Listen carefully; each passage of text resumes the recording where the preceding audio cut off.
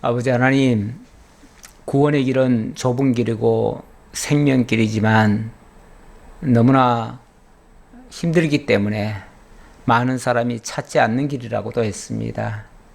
많은 사람들이 넓고 편하고 좋은 길만을 원합니다. 꽃길만을 원합니다. 그러나 세상은 우리에게 꽃길만을 제공하지 않습니다. 지금도 여전히 코로나가 창궐하고 또 무더위에 우리가 조금만 방심하면 우리의 건강도 해치고 우리의 몸도 마음도 지칠 수 있는 이런 환경입니다. 여러 가지 악조건 속에서 하나님이 우리에게 이 땅의 것을 바라보지 않게 하시고 저 위의 것, 하나님의 나라를 바라보게 하시며 하나님의 약속을 바라보고 모든 것을 참고 인내하며 이겨갈 수 있도록 하시오니 감사를 드립니다. 그 믿음 가지고 어떤 어려운 환경이라도 능히 극복하고 믿음으로 모든 것을 바라보며 꿋꿋이 힘차게 달려가는 저희들 다 되도록 인도해 주옵소서. 그리하여 하나님께서 인도하시는 그 길로, 그 길이 생명길임을 알고 그 구원의 길로 다른 질치는 저희 모두가 되게 하옵소서. 오늘도 수요 기도회 원격으로 저희들 함께 하고 있습니다. 흩어져 있는 우리 믿음의 성도들, 과거 믿음의 선진들이 흩어진 나그네처럼 디아스포라처럼 온 세계 방방곡곡 흩어져서 모임을 제대로 갖지 못했지만 그래도 믿음을 꿋꿋이 지키고 하나님 나라를 소망했듯이 오늘 우리가 이 모임을 제대로 갖지 못하지만 우리의 마음이, 우리의 몸이 한결같이 주님을 향하게 하시고 하나님의 인도를 따라 현실에서 닥쳐지는 모든 것을 이겨내고 승리할 수 있도록 역사해 주옵소서. 오늘도 예배 시종을 주님께 의탁하옵고 예수님 이름으로 기도하옵나이다. 아멘. 사무엘하 9장 1절입니다. 다윗이 이르되 사울의 집에 아직도 남은 사람이 있느냐? 내가 요나단으로 말미암아 그 사람에게 은총을 베풀리라 하니라. 사울의 집에는 종 한 사람이 있으니 그의 이름은 시바라. 그를 다윗의 앞으로 부르매 왕이 그에게 말하되 네가 시바냐 하니 이르되 당신의 종이니이다 하니라. 왕이 이르되 사울의 집에 아직도 남은 사람이 없느냐? 내가 그 사람에게 하나님의 은총을 베풀고자 하노라 하니 시바가 왕께 아뢰되 요나단의 아들 하나가 있는데 다리 저는 자니이다 하니라. 왕이 그에게 말하되 그가 어디 있느냐 하니 시바가 왕께 아뢰되 로드발 암미엘의 아들 마길의 집에 있나이다 하니라. 우선 4절까지 봉독해 드렸습니다. 다윗의 통치 영역은 점점 더 확대되어져 갑니다. 그래서 예루살렘을 중심으로 해서 동서남북 아래쪽으로는 애굽 하수에서부터 저 북쪽으로는 유브라데 강까지 그리고 서쪽으로는 지중해 연안 그리고 동쪽으로는 아람, 암몬, 모압 그 지역까지 다 점령을 했습니다. 일찍이 아브라함에게 약속하셨던 그 땅, 그 지역 다윗이 다 확보한 거죠. 그래서 다윗의 통치 영역이 엄청나게 커졌습니다. 이렇게 밖으로는 하나님께서 주변의 모든 나라들을 다 항복시켜서 조공을 바치게 하고 실질적인 통치자가 되도록 하였지요. 자, 그리고 국내적으로는 안으로는 심지어 다윗의 대적이었던 그 대적의 자손까지 사랑으로 선대하며 원수까지 감동을 시켜서 엎드러지게 만드는 이런 일들이 만들어집니다. 한마디로 다윗은 모든 면에서 정말 참 뛰어난 사람인 것을 보여주는 장면이죠. 진정한 통치자의 자격이 있는 거죠. 진정한 강자의 모습이죠.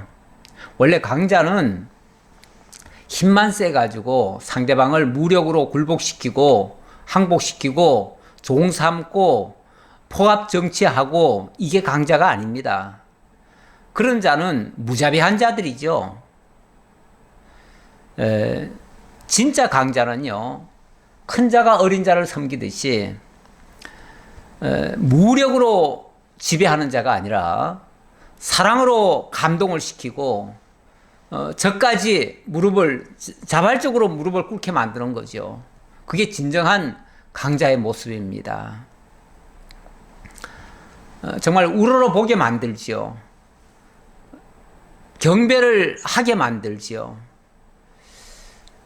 굴복을 하면서도 비굴한 모습이 아니라 행복한 모습. 내가 당신의 통치를 받겠나이다. 이런 마음의 자세가 되도록 만드는 거죠. 그 훗날에 보면 솔로몬의 영화가 아주 극에 달했지요. 극에 달했을 때에 참 먼 나라 스바의 여왕이 찾아와 가지고 정말 놀랍도다. 당신의 그 위엄과 그런 영화로움 거기에 감탄을 하지요. 그러면서 당신의 그 통치를 받는 그 신하들 얼마나 행복한가. 당신의 그 지혜로운 통치 아래에 있는 백성들이야말로 얼마나 행복한가. 그러면서 그걸 찬양하는 장면이 나와요. 그런 왕이라면 통치받고 싶지요. 통치받고 싶어요. 원래 우리가 억압적으로 다스리는 자에게는요, 저항감이 생깁니다. 무력에 의해서 어쩔 수 없이 굴복은 하지만은 속으로는 통치받고 싶지 않아요. 굴복당하고 싶지 않아요. 어쩔 수 없이 머리는 조아리지만 속으로는 정말 복수를 꿈꾸고 있을 수도 있어요. 그런데 세상의 모든 정복자들은 강압적으로 그렇게 다스리려고 하지요. 오죽하면은 독재를 하기도 하지요. 그래서 지금도 세계 곳곳에는 독재자들이 있습니다. 그들은 정말 총칼로 국민들을 제압을 하고 정말 말 안 들으면은 무자비하게 살육도 합니다. 그러면서 그렇게 무자비하게 하는 이유가 그걸 보고 모든 국민들이 다 무릎 꿇으라는 거죠. 다 굴복하라는 거죠. 그런데 거기서 나오는 굴복은요, 진정한 굴복이 아닙니다. 어쩔 수 없이 무릎은 꿇지만 만약에 그가 조금이라도 힘이 떨어지거나 나중에 백성들의 힘이 조금 더 세지면은 이제 기회를 엿보는 거죠. 그래서 지금은 내가 무릎을 꿇지만 언젠가는 너 죽인다. 언젠가는 복수한다. 이런 마음 가지고 굴복하는 거죠. 모든 독재자들 밑에 있는 사람들은 다 그런 생각 가집니다. 그래서 복수의 칼날을 갈지요. 힘 떨어지기만을 기다리지요. 후위를 도모하지요. 그래서 그런 통치는 진정한 통치가 아닙니다. 우리 다윗의 통치는 진짜 사랑으로 통치하는 겁니다. 힘으로만 무자비하게 짓밟는 게 아니에요. 물론 지난주에 그 주변국들이 저항을 하고 대적을 하고 싸우고자 맞짱을 뜨고 이러면은 거기에 대해서는 응징을 하지요. 응징을 하는데, 그러니까 쉽게 말하면은 먼저 도전을 해오면은 거기에 마땅히 응전을 해주지요. 하지만 그게 아니라면 다윗이 일방적으로 그들을 제압하고 그러지는 않아요. 예, 오늘 장면. 자, 이렇게 바깥으로 일찍이 아브라함에게 언약했던 그 땅을 다 점령했고요. 이제 마음에 여유가 생겼잖아요. 여유가 생기니까 다윗의 마음속에 무슨 생각이 들었냐면 국내 안에 어려운 사람들이 있지 않겠는가, 백성들 가운데 어려운 사람이 있지 않겠는가, 누가 어려울까, 그런 사람들 생각해 보다 보니까 그동안 사울의 왕가가 어찌 보면 폭성 몰락을 했잖아요. 망했어요. 망했는데 그 사울의 왕가 중에 보면은 그래도 남은 사람이 좀 있지 않겠는가. 특히 사울의 아들 요나단이 있는데 그 요나단과는 다윗이 그 원수 집안이지만은 그래도 요나단과는 정말 형제처럼 그렇게 친밀하게 언약도 맺고 그리고 그 후손들까지 돌아봐 주겠다고 서로 맹약한 부분도 있습니다. 그러니까 그게 생각난 거예요. 그게 생각나서 혹시 그 요나단의 집안에 남은 자가 혹시 있을까 하고 한번 찾아보라고 그랬어요. 찾아보라고 그랬더니 거기에 대해서 잘 아는 사람은 아무래도 사울의 시종이었던 그 시바라는 사람이 있었는데 그 사람을 찾으면은 그 사람에게서 그 정보를 들을 수 있을 것이다 해가지고 그러면 빨리 그 시바를 찾아봐라 해가지고 시바를 찾아온 거예요. 자, 거기서부터 오늘 이야기가 시작됩니다. 다윗이 이르되 사울의 집에 아직도 남은 사람이 있느냐, 내가 요나단으로 말미암아 그 사람에게 은총을 베풀리라 하니라. 만약에 남은 자가 있다면 내가 요나단과 약속한 바도 있기 때문에 그에게 하나님의 은총을 그 사람에게 베풀어 주겠다, 이렇게 얘기를 합니다. 자, 그랬더니 사울의 집에는 종 한 사람이 있으니 그의 이름은 시바라. 그를 다윗의 앞으로 부르매 왕이 그에게 말하되 네가 시바냐 하니 이르되 당신의 종이니이다 하니라. 일단 시바를 불러오니까 시바는 무슨 영문인지 모르죠. 모르고 일단은 뭐 잡혀왔으니까 잡혀왔다고 생각하죠. 본인은 잡혀왔다고 생각하니까 일단 네가 종이냐 하니까 예, 제가 종이긴 합니다. 하지만 지금은 제가 그 사람들과 관계 없습니다. 이런 식으로 얘기를 합니다. 그러면서 일단 그러면 자초지종을 사실대로 다 얘기해 달라 하면서 왕이 묻습니다. 3절 왕이 이르되 사울의 집에 아직도 남은 사람이 없느냐, 내가 그 사람에게 하나님의 은총을 베풀고자 하노라 하니 시바가 왕께 아뢰되 요나단의 아들 하나가 있는데 다리 저는 자니이다 하니라. 예, 요나단에게 아들 하나가 있기는 한데요, 그 아들이 다리를 접니다. 우리말로 하면 쩔뚝발이입니다. 이렇게 얘기합니다. 어떻게 들으면은 이 말은 좀 무시하는 태도이기도 하고요. 그 사람을 어쨌든 좀 비하해서 표현하는 것 같아요. 물론 뭐 자세하게 얘기하느라고 상세하게 얘기하느라고 그렇게 말했을 수도 있지만 어쨌든 이 말 속에는 그렇게 다정한 표현은 아니에요. 더 나아가서 4절에 왕이 그에게 말하되 그가 어디 있느냐 하니 시바가 왕께 아뢰되 로드발 암미엘의 아들 마길의 집에 있나이다 하니라. 아니, 자기가 사울 왕가의 시종이었으면 만약에 그 사울 왕가에 자기가 충성한 사람이라면 뭐 해야 됩니까? 지금도 마땅히 그 요나단의 그 자식들을 돌봐줘야 되는 거 아닙니까? 그런데 그가 어디 있느냐 하니까 예, 제가 모시고 있습니다. 제가 잘 돌보고 있습니다. 이렇게 말하는 게 아니라 저기 로드발 암미엘의 아들 마길의 집에 있습니다.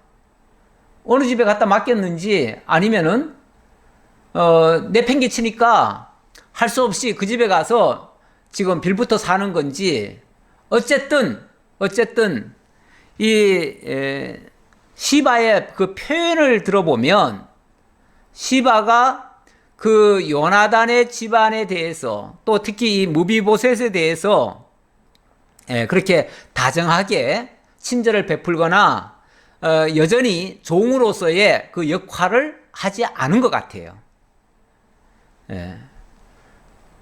그게 틀림없어요. 왜냐하면 지금 현재 자기가 지금 돌보고 있지도 않잖아요. 그리고 어디다 맡겨놨는지 아니면은 내팽개치니까 거기 가서 지금 빌부터 사는지 그건 모르겠지만 어쨌든 어느 총구석에 들어가 가지고 어느 집에 지금 거기 있습니다. 어쩌면 지죽은 듯이 숨어 지내고 있었을 거예요. 원래 옛날에 그 몰락한 그 왕가나 몰락한 그 대신들은요, 정권이 바뀌면 그 보복이 두려워서 사실 숨어 지내기도 합니다. 그래서 저 깊은 산속으로 들어가서 그 어떤 그 공권력도 미치지 않는 곳으로 일부러 피신해 가 있죠. 그리고 모든 사람이 다 몰라라 하지요. 그리고 변장하고 살기도 하고요. 이렇게 하지요. 그랬더니 다윗 왕이 사람을 보내어 로도발 암미엘의 아들 마길의 집에서 그를 데려오니 사울의 손자 요나단의 아들 무비보셋이 다윗에게 나와 그 앞에 엎드려 절하매 다윗이 이르되 무비보셋이여 하니 그가 이르기를 보소서 당신의 종이니이다. 일단은 그 사람 데려오라 하니까 그 마길의 집까지 가가지고 사람이 가가지고 이 무비보셋을 데려온 거예요. 데려왔는데 물론 뭐 무리하게 강압적으로 막 빼앗아 오듯이 이렇게 하지는 않았을 거예요. 하지만 어쨌든 현재 권력자가 과거의 권력자의 그 자손을 데려오라 했다면은 이번에 내가 끌려가서 자칫하면 죽겠구나라는 생각으로 왔을 거예요. 마치 도수장으로 끌려가는 소처럼 마지못해 오기는 왔지만 나는 이제 죽었구나라고 생각하고 왔을 거예요. 그러니 오자마자 뭐합니까? 바로 다윗에게 엎드려서 보소서 당신의 종이니이다. 저는 당신의 종입니다. 저를 종으로 생각하시고 긍휼을 베풀어 주셔서 뭐 이런 뜻이죠. 과거에 왕자였다고 얘기하면 자칫하면 죽을 수 있으니까요. 저는 당신의 종입니다. 당신이 종이라는 말은요, 당신이 죽으라면 죽겠고, 당신이 뭘 일 시키면 저는 일을 하겠고, 당신이 하라시는 대로 하겠습니다. 그 뜻이죠. 그게 종입니다. 그 얘기예요. 저에게는 아무런 주권도 없고, 제 목숨은 당신의 손에 달렸습니다. 그 얘기예요. 그러니까 나를 죽이든지 살리든지 당신의 처분대로 하옵소서, 뭐 이런 뜻이에요. 얼마나 두려우면 이렇게 말을 하겠어요? 그랬더니 다윗이 그에게 이르되 무서워하지 말라. 내가 반드시 너의 아버지 요나단으로 말미암아 너에게 은총을 베풀리라. 내가 너의 할아버지 사울의 모든 밭을 다 너에게 도로 주겠고 또 너는 항상 내 상에서 떡을 먹을지니라 하니. 참 놀라운 말씀입니다. 이런 거는 전혀 기대하지 않았겠지요. 나는 이제 끌려가서 죽는구나 라고 생각했지, 거기 가가지고 왕자 대접 받을 것이다 라고 생각은 조금도 못했을 겁니다.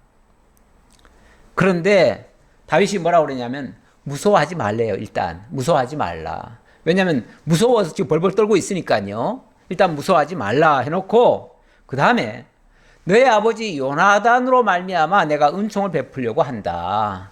다시 말하면 너의 아버지 요나단과 나는 보통 사이가 아니다. 정말 언약을 맺은 생명적 연합을 가졌던 자들이다. 그러니 내가 그 너의 아버지를 봐서라도 너에게 큰 은총을 베풀 것이다. 그 은총의 내용이 뭐냐면 과거 사울 왕이 가지고 있던 모든 재산 다 너에게 물려주겠다. 다 너가 소유할 수 있도록 하겠다. 사실 합법적으로 어찌 보면 사울 왕가의 재산이 있을 거 아니에요? 있는데 이게 원래 그 정권이 몰락을 해버리면요, 후임 왕들이 그것을 다 압수해 버립니다. 압수해 가지고 그 전 왕의 모든 재산, 그 소유권은 다 후대 왕이 취하게 되어집니다. 특히 뭐 전쟁을 통해서라든지 쿠데타를 통해서라든지 이렇게 획득한 정권이면은 더더욱 그 전임 왕의 모든 재산 다 압류합니다. 심지어는 그들의 부인까지 다 빼앗는 경우도 있어요. 그들의 종도 물론 다 빼앗고요. 그러니까 다 숨어 지내거나 아니면 모든 재산 다 포기하고, 재산 다 포기하지요. 아예 그냥 만약에 내놓으라 하면은 당연히 내놓지요. 그리고 권리 주장도 안 하지요. 자, 그런데 그 모든 것을 다 돌려주고 뿐만 아니라 너는 항상 내 상에서 떡을 먹을지니라. 이 말은 내가 너를 왕자로 대우해 주겠다 그 말이죠. 내 아들과 같이 여겨주겠다 그 말이잖아요. 왜냐하면 나와 함께 떡을 같이 먹을 거니까. 떡을 먹는다는 말은 우리식으로 표현하면 그게 밥이에요, 밥. 그러니까 늘 왕과 어찌 보면 겸상해서 밥을 먹을 수 있도록 그 권리야 진짜 왕자의 권리 아닙니까? 왕자가 누릴 권리를 내가 너에게 주겠다. 그 말은 내가 너를 왕자 대접해 주겠다 그 말이죠. 그랬더니 얼마나 감동을 합니까? 이건 정말 감동이죠. 그래서 그가 절하여 이르되 또 무릎 꿇는 거예요. 너무 감격해서, 너무 감동이어서 무릎 꿇는 거죠. 원래 그 사랑에 감동해서 무릎 꿇는 게 진짜 무릎 꿇는 겁니다. 강압적으로 상대방을 정말 때려 눕혀가지고 무릎 꿇게 하는 거는 이거는 정말 양아치나 깡패들이 하는 짓이죠. 아무리 국가 권력을 휘두른다고 해도 국가라고 하는 권력의 이름으로 사실은 깡패짓 하는 경우도 참 많습니다. 과거 정말 참 무자비한 시대에 무자비한 방법으로 정적들을 무릎 꿇리고 죽이고 하는 예가 무수히 많았어요. 재산 빼앗고 그래서 옳지 않은 그런 정부, 정통성이 없는 정부는요, 민간인들이 가지고 있는 멀쩡한 재산까지도 다 빼앗아 버린 경우가 얼마나 많아요. 그래서 어느 날 하루아침에 그냥 기업이 몰락하고 이런 경우도 많았었죠, 과거에. 지금도 다른 나라지만은 뭐 중국이나 뭐 다른 나라들 가끔 보면요, 정부에 밑보인 기업들이 하루아침에 도산하고 이런 경우도 많습니다. 그런데 이 원수 집안의 자식을 왕자처럼 대우하다니요. 그리고 모든 재산은 다 돌려준다니요. 자기는 왕자로 왕궁에서 살고 그 가족들은 그 사울의 그 땅에서 나는 것으로 공개를 받을 수 있도록 해주겠다 그 말이잖아요. 그러니까 그가 절하여 이르되 이 종이 무엇이기에 왕께서 죽은 개 같은 나를 돌아보시나이까 하니라. 그렇죠. 자기 처지를 생각하면 죽은 개나 다름없지요. 과거에는 조금 용맹스러운지 몰라도 지금은 아무것도 할 수 없는 그야말로 죽은 개지요. 개 취급받아도 이게 참 우리가 쌍스러운 욕할 때도 개라는 표현을 쓸 때가 있고 자기를 너무 비하할 때도 이런 개 표현을 많이 할 때가 있는데, 죽은 개 같은, 산 개도 사실은 별로 그렇게 좋은 표현이 아닌데 죽은 개 같다고 하니까 이거는 완전히 모든 것을 다 상실한 그런 상태에 있는 나를 정말 하찮고 별 볼로 없고 가치 없는 나를 이렇게 돌아봐 주시니 너무너무 감격스러워서 하는 말이에요. 왕이 이 일은 단순히 말로 립서비스 하는 게 아니고 실제로 행동으로 바로 옮깁니다. 그래서 9절 왕이 사울의 시종 시바를 불러 그에게 이르되 사울과 그의 온 집에 속한 것은 내가 다 너의 주인의 아들에게 주었노니 너와 내 아들들과 내 종들은 그를 위하여 땅을 갈고 거두어 내 주인의 아들에게 양식을 대주어 먹게 하라. 그러나 내 주인의 아들 무비보셋은 항상 내 상에서 떡을 먹으리라 하니라. 시바는 아들이 15명이요 종이 20명이라. 그런데 다윗은 정말 이 시바를 믿거니 하고 정말 이런 엄청난 그 재산을 사울 왕가의 모든 재산을 이 무비보셋에게 다 돌려주면서 누군가는 관리를 해야 되니까 내가 너를 쉽게 말하면 관리자로 명령할 테니까 네가 지금부터는 무비보셋을 섬겨라. 사울 왕을 섬기듯이 무비보셋을 섬기는데 그 모든 재산 관리하면서 거기서 나오는 양식 가지고 그 무비보셋의 가족들을 다 먹이고 그 집안을 다시 일으키고 그렇게 해주고 너는 거기에 쉽게 말하면 총책임자가 돼줘라. 이렇게 부탁을 한 거예요. 부탁을 하는데 근데 솔직히 다윗이라고 해서 모든 사람을 다 알 수는 없잖아요. 시바가 어떤 사람인지 그걸 다 알 수는 없어요. 어쨌든 과거에 사울의 시종이었으니까 사울의 시종이라면은 사울의 몸종이란 얘기잖아요. 몸종. 우리나라로 말하면 옛날에 그걸 뭐라 그래요? 시녀가 아니라 뭐라 그래요? 왕궁에서 이렇게 시중 드는 사람, 뭐 내시라고 그랬나요? 예. 무슨 관직이 있죠. 그냥 단순한 내시가 아니라 관직이 있어요. 제가 관직 이름이 얼른 생각나지 않는데 상당히 높은 지위입니다. 그 지위를 주면서 그 대신 처자는 못 두게 하지요. 왜냐하면 그 처자식을 두면은 완전히 가정을 위해서 이용할 거 아니에요. 직업인이 돼가지고 오로지 왕에게만 충성하라고 그래서 왕궁에서 살면서 그렇게 시종 몸종 역할을 하게 했지요. 그런데 이 사람이 지금 그래서 이 사람이 살아온 그 행적을 보니까 아들이 15명이라네요. 그리고 종은 또 더 많아요. 종은 20명이라. 아니 왕의 시종 노릇하면서 무슨 자기 종을 또 20명이나 두고 있습니까? 거기다가 또 아들을 15명이나 두고 있습니까? 아들 15명 뒀다는 것은 벌써 결혼도 한두 사람이 아니라 여러 사람 처첩을 거느렸다는 얘기죠. 거기다가 종을 20명이나 거느리고 있다는 것은 엄청난 재산을 가지고 있다는 얘기죠. 그런데 이렇게 소위 말해서 공직에 있는 사람이 이렇게 재산이 많다고 하는 것은요, 뭔가 정직하지 않을 수가 있습니다. 그리고 그 왕의 시종 노릇하면서 왕에게만 충성한 게 아니고 그 시종이라고 하는 그 권한을 이용해 가지고 자기의 부를 축적하고 자기의 그 영화를 누렸던 사람 같아요. 이런 사람은 한마디로 말해서 탐욕스러운 사람이죠. 탐욕스러운 사람이에요.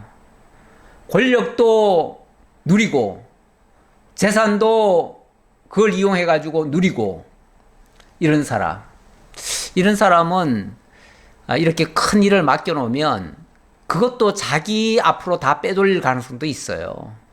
어쩌면 지금까지 그 많은 재산이 어디서 나왔겠어요?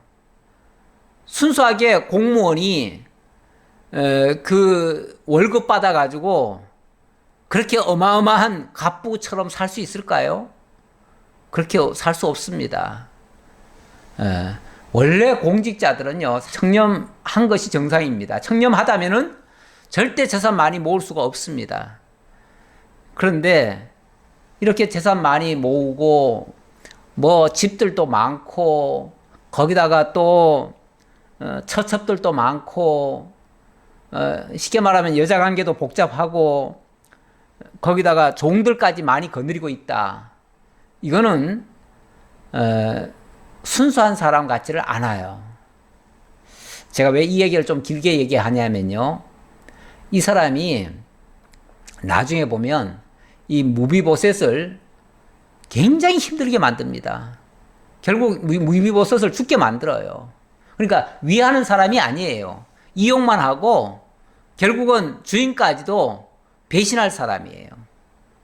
근데 뭐 다윗이라고 해서 이런 사람을 다 압니까? 다 알지는 못하지요. 그래서 사람을 뭐 말은 아주 잘했겠지요. 말을 잘했으니까 다윗도 그냥 믿고 그에게 모든 걸 맡긴 것 같은데 사람을 말 잘한다고 믿으면 안 됩니다. 그가 어떻게 살아왔는지를 보아야 되는 거죠. 특히 공직자로 세우는 사람들, 요즘도 마찬가지예요. 공직자로 세우는 사람들은 보면 그가 지금까지 살아온 것을 다 살펴봐야 돼요. 그래서 얼마나 정직하게 살아왔는지. 그래서 재산도 너무 많은 것도 그 안 좋습니다, 사실은. 그리고 그 재산 형성 과정도 그래서 알아보고, 그의 사생활도 사실은 사생활도 문제가 될 수 있습니다. 사생활이 복잡한 사람은요, 아무래도 순수치 못합니다. 그래서 이 사람도 참 옳지 못한 부분이 앞으로 나올 것 같아서 미리 말씀을 좀 드려놓습니다. 시바가 왕께 아뢰되 내 주 왕께서 모든 일을 종에게 명령하신 대로 종이 준행하겠나이다 하니라. 무비보셋은 왕자 중 하나처럼 왕의 상에서 먹으니라.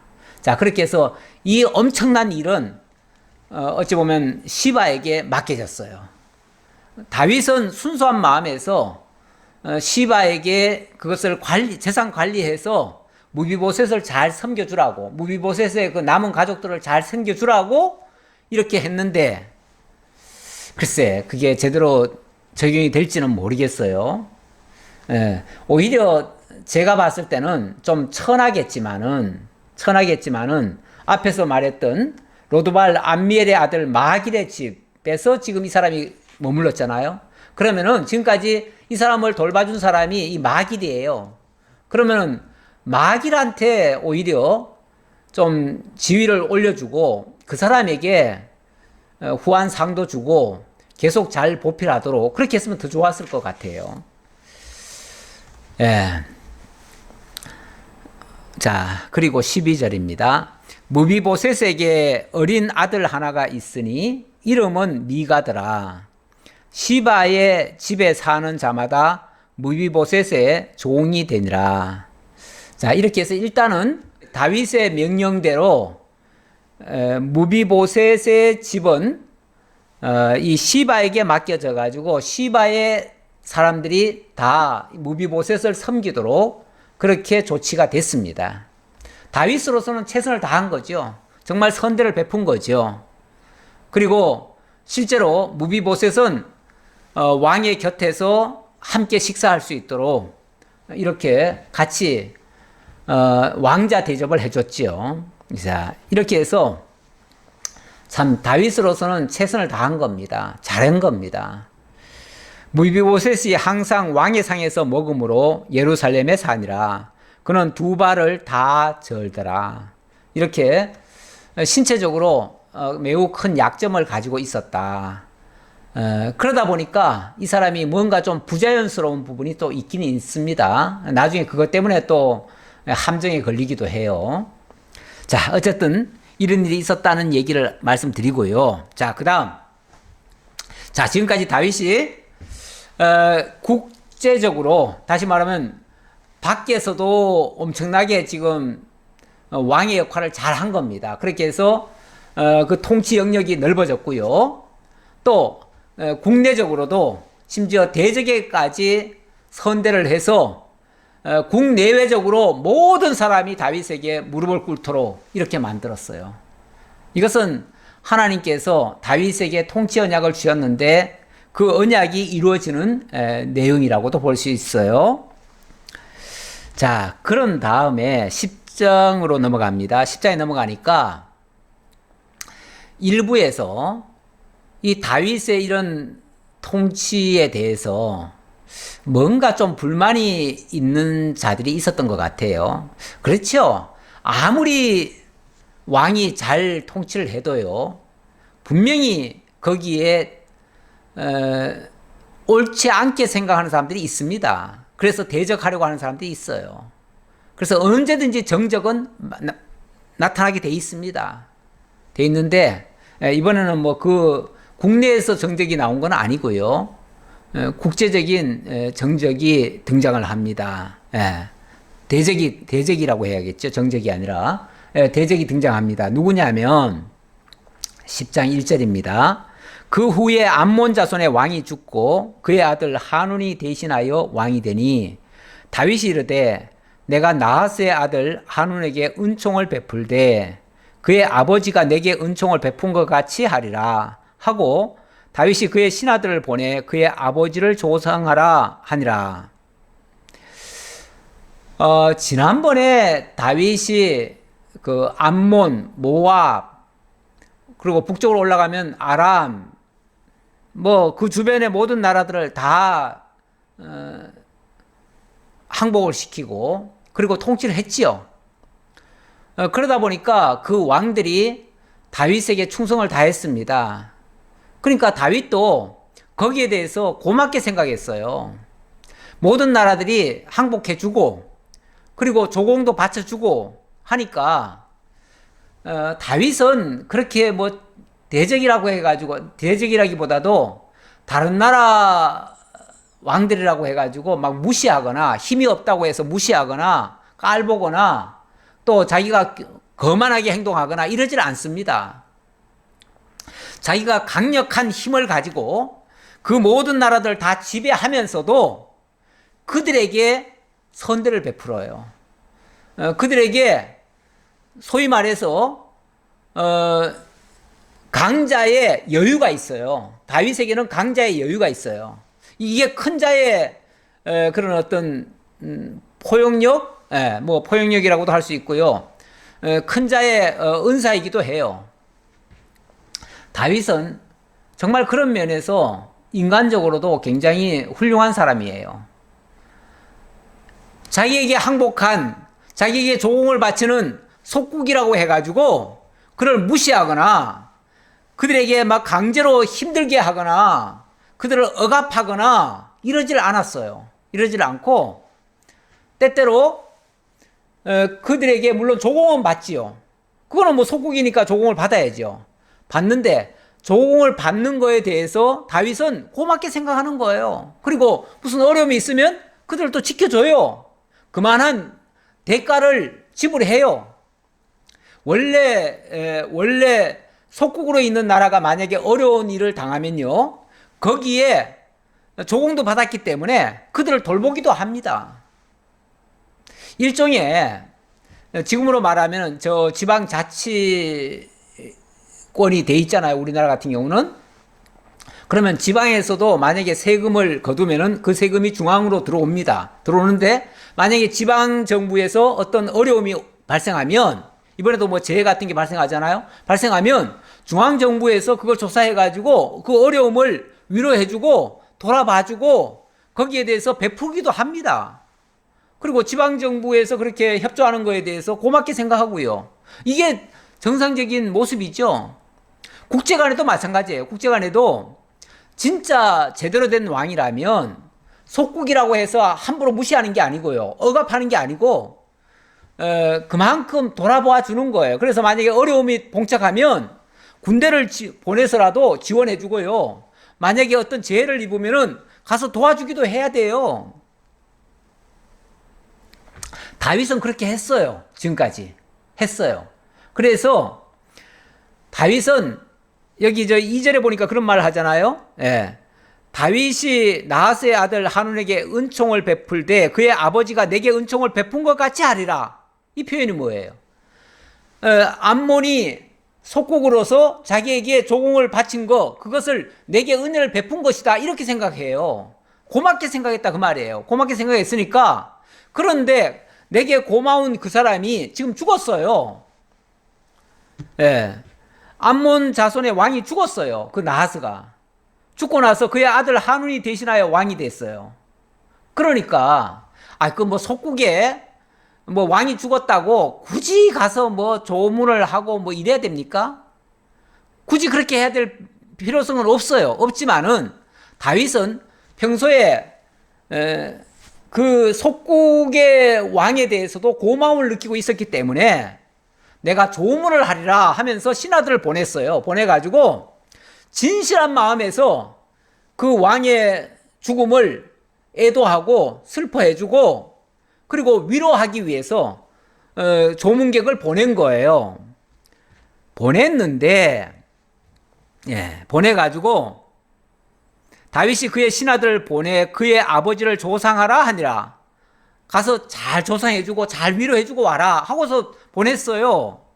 그런데 다윗의 신하들이 암몬 자손의 땅에 이름에 암몬 자손의 관리들이 그들의 주 한운에게 말하되 왕은 다윗이 조객을 당신에게 보낸 것이 왕의 아버지를 공경함인 줄로 여기시나이까? 다윗이 그의 신하들을 당신에게 보내 이 성을 엿보고 탐지하여 함락시키고자 함이 아니니까 하니. 무슨 이런 간신배 같은 자들이 있나요? 이간질을 하는 자들이 있나요? 원래 신하들 중에는요, 이간질을 하는 사람들이 있긴 있어요. 특히 그 왕이 약간 어리석으면요, 이 이간질을 하는 것과 충성스럽게 중심으로 하는 말을 분간을 잘 못해요. 분간을 잘 못하니까 그저 자기 비위 맞춰주는 사람 말만 믿어요. 일방적으로. 전체를 생각하는 지혜가 부족한 거죠. 그러니까 어떤 신하가 그랬던 거예요. 아마 자기 측근에 있던 사람이 그랬겠지요. 이 사람은 평소에 아마 그 조공 바치는 거에 대해서 굉장히 못마땅하게 생각했을 거예요. 그러면서 그렇게 생각하다가 지금 뭐 다윗이 사람을 보냈다 하니까 그것도 곧대로 믿지를 않는 거예요.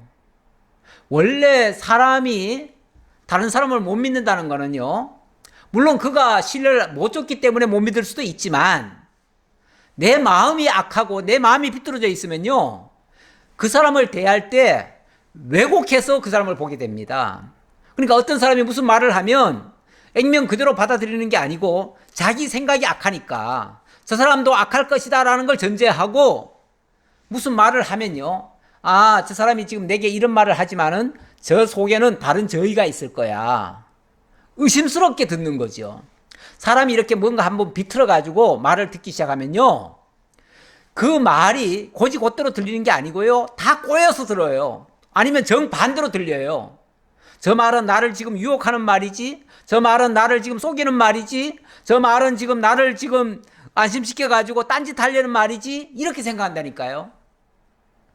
사실은 다윗은 전혀 그런 생각 없이 순수하게 가서 조문하고 와라 그랬는데, 이 신하들은 다윗이 그냥 보냈을 리가 없다. 틀림없이 이걸 핑계로 해서 와가지고는, 왜냐면 예를 들어서 강압적으로 다스리는 왕 같으면요, 강압적으로 폭압적으로 정복을 하고 지배하는 그 제국의 황제 같으면요, 그 속국에서 뭐 그 왕 죽었다고 조문객 보내가지고 조상하고 이런 일 잘 안 하거든요. 그러니까 그렇게 한다는 것은 뭔가 의심스럽다, 이렇게 생각하는 거죠. 예. 그러니까 자기가 순수하지 않으니까 남도 순수하지 않게 보는 거예요.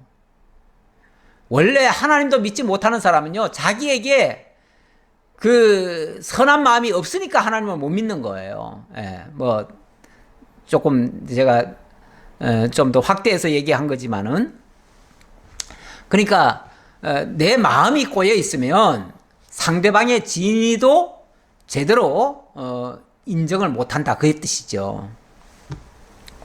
그래가지고 무슨 짓까지 하는가?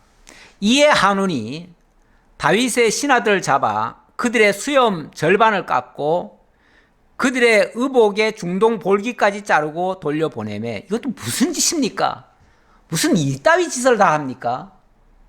아니, 다른 나라에 사신이 왔는데 그 사신을 잡아가지고 그들의 수염을 깎아요? 근데 그것도 또 절반만 깎았다네요? 흉측하지요. 원래 옛날에는요, 남자들이 수염을 깎질 않습니다. 우리도 옛날에는 모발이나 이런 모든 이제 신체 수지는 뭐 부모 것이라고 이렇게 믿었지요. 그래서 만약 이걸 훼손하면은 부모를 욕보이는 거다, 부모의 신체를 훼손하는 것과 같다, 이렇게 생각을 했어요. 그래서 굉장히 수치스럽게 여겼어요. 그런데 일부러 남에게 이 수치를 보여주기 위해서 일부러 수염을 깎아버리는 경우도 있어요. 머리를 밀어버리거나. 예. 잃어버리면은 그 일을 당한 사람은요, 너무너무 수치스러운 거예요. 거기다가 또 의복은 중동 볼기까지 잘랐다네요. 중동 볼기란 말은 볼기가 엉덩이 살이잖아요. 예. 그러니까 엉덩이가 보이도록 옷을 찢었다는 거예요. 옷을 잘라버렸다는 거예요. 아, 이게 얼마나 수치스러운 모습입니까? 아니, 도대체 무슨 이유로 이러지요? 그러니까 한마디로 지금 되게 어리석은 거예요. 되게 어리석은데, 자기들 생각에, 이놈들이 아무래도 우리 땅을 정탐하고, 나중에, 다윗이 기회를 엿봐가지고, 우리를 치려고 아마 이렇게 사신을 보낸 것 같다. 조문객을 보낸 것 같다. 그렇다면 이들에게 그런 생각하지 말라고 우리가 본때를 보여줘야 되겠다. 아마 이렇게 생각했는지 어쨌는지 모르겠어요. 어쨌든 이거는 외교적 큰 결례지요. 예, 있을 수 없는 일이죠. 이러면 안 되는 거죠. 그래 놓고 돌려보냈어요. 돌려보냈더니 그 사람들이 너무 수치스러워가지고 집으로 갈 수가 없어요. 이스라엘로 갈 수가 없어요. 또 그렇게 부끄러운 모습으로 왕 앞에 감히 갈 수가 없어요. 그러니까 사람을 보냈어요. 보내가지고 저희가 이런 수치를 당해가지고 도저히 왕께로 나갈 수가 없나이다. 이런 일을 당했습니다. 하고 이제 일단 보고를 했겠지요. 보고를 했더니 5절 사람들이 이 일을 다윗에게 알리니라. 그 사람들이 크게 부끄러워하므로 왕이 그들을 맞으러 보내 이르기를 너희는 수염이 자라기까지 여리고에서 머물다가 돌아오라 하니라. 여리고, 여리고. 이 신약 시대 때 예수님이 다니셨던 그 길, 여리고라고 하는 길. 그 여리고가 아마 그게 상당히 여리고로 가던 그 사마리아 사람 이야기도 하는 거 보면 거기가 산길이고요. 거기가 상당히 길이 험한 지역 같아요. 그러니까 쉽게 말하면 그 고개를 넘지 말라 그 소리 같아요. 그쪽을 넘지 말라. 왜냐하면 거기를 넘으면은 그 예루살렘으로 들어오니까 예루살렘 오지 말아라 그 소리죠. 오지 말고 너희들은 거기서 수염이 자랄 때까지 그러려면 최소한 몇 달은 걸려야겠죠. 몇 달 동안은 뭐 할 수 없다. 몇 달 동안은 거기에 머물다가 나중에 돌아와라 그랬겠죠. 자, 그런데 일단은 다윗이 이 수치를 느끼면서도 뭐 다윗이 그렇다고 해서 막 보복을 하거나 이러지는 않았어요. 않았는데 6절 봅시다. 암몬 자손들이 자기들이 다윗에게 미움이 된 줄 알고 암몬 자손들이 사람을 보내 벳르홉 아람 사람과 소바 아람 사람의 보병 2만 명과 마아가 왕과 그의 사람 1000명과 돕사람 12,000명을 고용한지라. 이것도 무슨 짓입니까? 이 정말 망하려면은 망할 짓만 골라서 해요. 망할 사람들은 망할 짓만 골라 한다는 말도 있던데. 이 암몬이 아주 그냥 망하려고 작정을 했어요. 먹긴 놈이 뭐 성낸다고. 아니, 잘못은 자기가 해놓고, 우리가 다윗에게 미움이 됐나 보다. 미움이 됐으면 이거 어떻게 하지? 이걸 막아야 되는데, 우리 힘으로는 막을 수 없으니, 그러면은 용병이라도 사서 막아야지. 이런 생각을 하네요. 정작 다윗은 뭐 보복할 생각도 안 했고, 일단은 너희들 부끄러울 테니까 그냥 거기 머물러 있어라. 이따가 나중에 수염 잘하거든. 그때 돌아와라. 그렇게 했을 뿐인데, 괜히 지레 겁먹고, 뭐 합니까? 싸우고자 덤벼요. 싸우고자 덤비는데, 자기들 힘으로는 또 안 되니까, 사람들을 고용을 했어요. 이웃나라들한테 SOS를 친 거예요. 이러면은 진짜 폭삭 망하는 거죠. 잠깐 지도 봐야겠네요.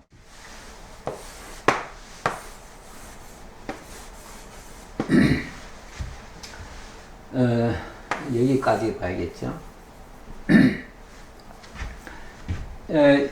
여기가 이제 모압이고요. 여기가 암몬입니다. 이쪽이 이제 아람이에요. 아람인데 여기 전체가 다 아람이라고 해야 되는데 아람 안에도 아람이 큰 나라고요. 그 아람에게 속해 있는 또 나라들이 조그마한 나라들이 또 있어요. 그런데 여기 보니까 암몬 자손들이 사람을 보내 베트롭 아람 사람과 베트롭 아람 사람, 소바 아람 사람의 보병 2만 명과 이렇게 나죠. 베트롭 아람 사람, 이쪽에 있는 사람, 또 소바 아람 사람. 이 소바 아람 사람 그러면 소바가 원래 이쪽이거든요. 이쪽인데 이쪽에 있으면서 아람의 지배를 받고 있는 사람들, 이쪽에 있으면서 아람의 지배를 받고 있는 사람들, 이 사람들을 지난번에 아람도 사실은 다윗에게 이미 항복했잖아요. 항복해가지고 아람 자체는 도와줄 수가 없어요. 그런데 아람의 속국으로 살고 있는 조그만 나라들, 거기서 사람들을 구해왔다는 거죠. 거기 사람들 한 2만 명 구해왔고, 또 마가와 그의 사람 1000명과 돕 사람 12,000명을 구해하지라. 이 마가가 또 여기쯤이에요. 예. 예, 정확하게는 지금 지명이 그런데 여기가 마가예요. 여기가 마가고 여기가 돕이에요. 그런데 이 돕 사람, 마가 사람, 또 아마 이쪽의 사람 뭐 이렇겠죠. 예, 여기 사람, 여기 사람, 여기 사람, 여기 사람 다 아람에 속해 있으면서 작은 쉽게 말하면 도시국가예요. 도시국가인데 거기 있는 사람 또 12,000명을 고용한지라.